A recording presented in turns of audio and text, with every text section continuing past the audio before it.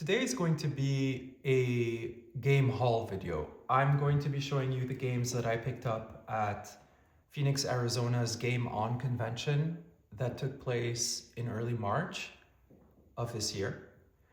I would rate the convention a 6 out of 10, only from the perspective of game collecting. If you are looking to buy games and if you're looking for variety, the vendors that were there were not that many. There must have been less than 10, but it was overall a really good time, as these conventions usually tend to be. And so let's get it started. This is my first pickup, and I've heard a lot about this game. It has great reviews. You can see some of the prices on these games. By the way, you can just see that this one is quite expensive. This must be one of the more expensive games that I picked up in terms of Switch. Transistor was a limited run release, and it is an action RPG released by Supergiant Games. This was on my list for a while, and I'm glad I picked it up. I also got to pick up, for the first time, a few of the Xenoblade Chronicles games. This is the definitive edition for the Switch, and I also picked up 3. I didn't hear as many good things about 2, but on the other hand, I did hear that 3 was a really good game, and so I picked those up. This one is really interesting. So I'm pretty sure that this Snow Brothers must have, I think, the Game Boy game as well. It does. And the Game Boy game itself is a really rare item. And it is probably 10 times the price that it initially sold at back in the day. So it's nice to have this iteration on the Switch. Also a limited run game. I would rate the rarity for this a 3 out of 5.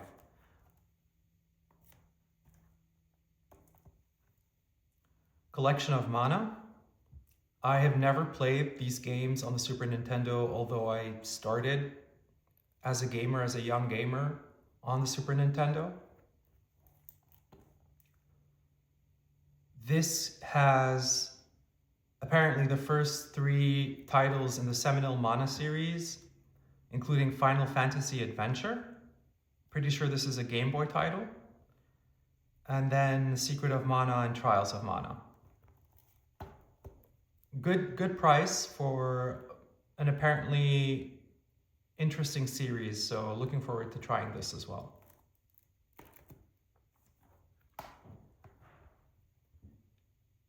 This game I've heard a lot about, and it was high time that I picked it up because A Hat in Time is a 3D platformer, and we just don't have enough of these days. I would rate this probably a 2 out of 5. It's frequently out there at game conventions and can be easily picked up at a decent price.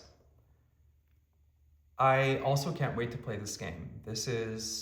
I have loved 3D platformers my whole life. I am an avid N64 fan, and it's nice to know that people are still producing these kinds of games. I've heard a lot about Slay the Spire. This has excellent critical review, and gamers also say this is a great game. There was no question that I was going to add this to my collection.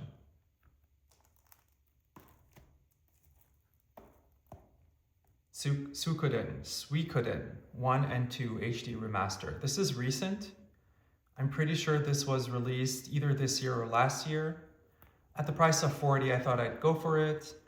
I can't really say if this is rare or not at this point, just because it's a very recent release.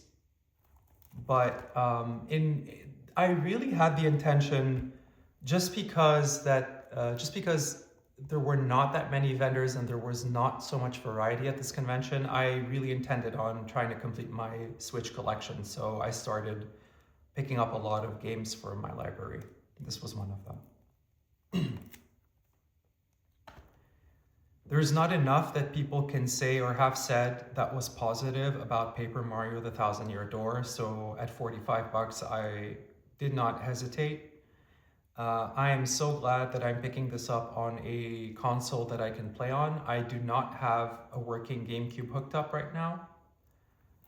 And so, yeah, this is nice. This is really great to have. I love that Nintendo has been releasing some old titles like this and refining the look, refining the frame rate, refining the quality. Great to have. This is kind of a niche, or at least kind of like a rarer title. So first off, I don't see this much out there. I don't see this game much out at conventions, and it was on my list. It has good reviews. I'm pretty sure this is an RPG. Yeah, produced by Sega, developed by Atlas. You know, why not? Why not go for this? This is an intriguing one for sure. Worth having on the Switch. I don't know a lot about this game, but Nicholas is a great developer. They have made Cave Story, and Cave Story is an excellent game. And so I thought that I would pick this up since it had good reviews as well.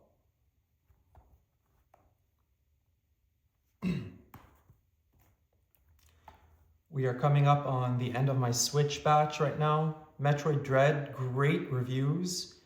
I have not played, to be honest, any 2D Metroid games, but I have recently played Metroid Prime 4, and I have to say I absolutely loved Metroid Prime 4. I am a Metroid fan for certain, and it is really nice to have this one in the collection. And rounding out the Switch, we have a very mysterious game here called Signalis. Again, I don't see this much out there. It is priced at $60, at least the copy that I picked up. Humble Games is the producer, and yeah, maybe like a 3 out of 5 in terms of rarity. Interested to check this one out. I happened to pick up a really nice box of Shantae and the Pirate's Curse for Nintendo 3DS. This was pricey at $75, but it looks to be a one of a kind. It's released by Limited Run. This must be like a 3 out of 5 in terms of rarity. I do like 2D platformers a lot. I like Shantae games, so I'm glad I picked this one up.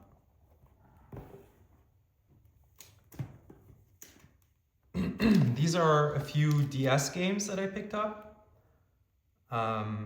Overpriced, I almost want to say. I did manage to get a discount on these. Small one. Beautiful Joe Double Trouble. I have never played the GameCube game, and I have certainly not played the DS game. It got decent reviews, mixed to decent reviews. And the Lunar games. I don't know much about this one in particular, and as a general rule, when I don't know much about RPGs and but I had heard of them, obviously, in the past, I tend to pick them up. So this is an example of that.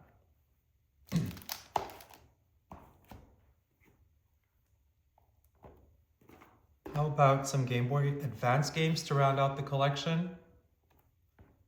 I have never seen this game before. I had never heard or seen of this game.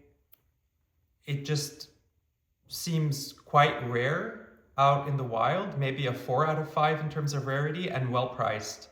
So I did not hesitate to pick this one up. This is an RPG. Sema the Enemy is what it's called. And Monster Rancher Advance 2. This must also be a kind of Dragon Warrior Monsters-like, or Pokemon-like. don't know much about this.